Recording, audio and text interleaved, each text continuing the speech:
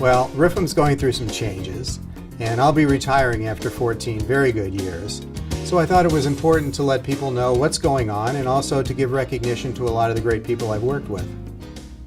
Chronologically, the oldest program is the human health one, and it couldn't have been done without the leadership of Anne Marie Appy and her team.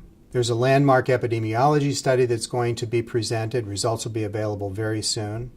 And we've also looked at exposure assessment, which is the other significant part of the safety equation. In the 80s and 90s, environmental issues became significant. What was then a fledgling environmental program was grown significantly by Dan Salvito and his team into a robust international program today. Most recently, I'm happy to report that Madhuri Singhal has been able to bring her clinical expertise to bear on the respiratory situation. So we've undertaken a very comprehensive program to look at predicting what the exposure will be, then trying to corroborate that with the right tests, and then ultimately develop what we hope will be a high throughput assay. Well, we're tasked with safety assurance of all fragrance ingredients used by consumers all over the world. This is a daunting task. It's a very important one, and we're the only group that does that. So we need help. We have an outside expert panel. They're independent, they're academic advisors, and they look at the science throughout the process, before, during, and after.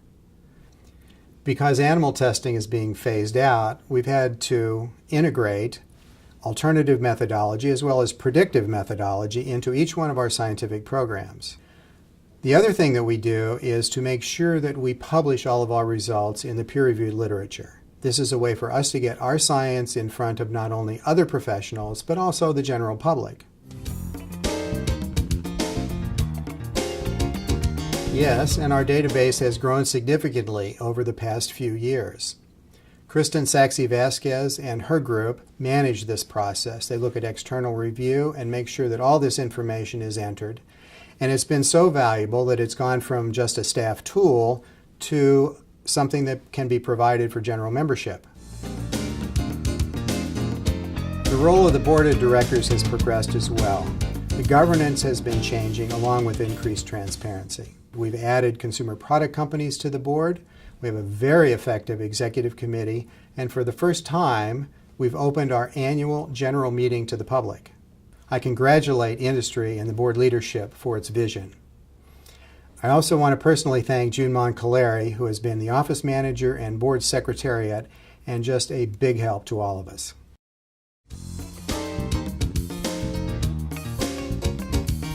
No, there's a significant business aspect as well.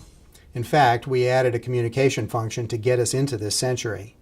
We added a website, created annual reports, started newsletters and bulletins, and importantly, press releases to get the word out communicating the science. Marie Garshore has managed this process very well.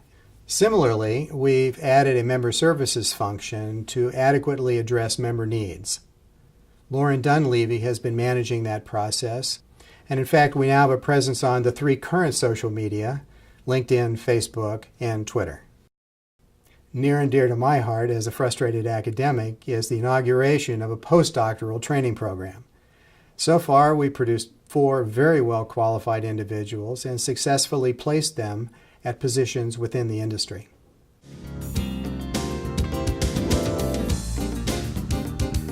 Awesome. Fantastic. It was great. And my term was personally rewarding due to the hard work of a number of very good people. Well, it's defining that next chapter, isn't it? Professionally, I'll be undertaking projects, consulting in product safety and risk assessment, as well as business and association management.